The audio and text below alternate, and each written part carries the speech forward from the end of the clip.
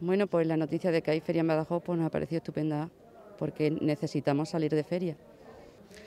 Es necesario que se hagan todas las ferias de España y como Extremadura pues necesitamos salir, es un sector que lleva 21 meses paralizado, entonces es hora de que se empiece a reactivar, puesto que todo se está reactivando y necesitamos salir a las ferias. Ya hay pequeños pueblos que han dado el paso y se han hecho ferias.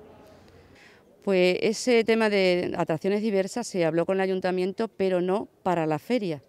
Nosotros no queremos atracciones diversas por Badajoz en fechas de feria, queremos la feria de San Juan y por supuesto si luego, como hay muchos feriantes en Badajoz, luego quieren montar atracciones diversas después de la feria de San Juan, por supuesto, se le ha dado permiso.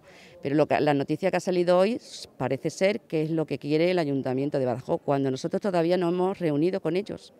Necesitamos tener una mesa de trabajo y contar el Ayuntamiento de Badajoz con los empresarios feriantes para realizar realmente cómo se proyecta una feria, igual que está haciendo Cáceres, porque no es viable en ningún momento.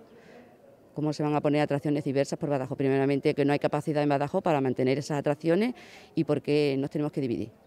Porque el sector, ya que está perjudicado, tiene que volver a perjudicarse.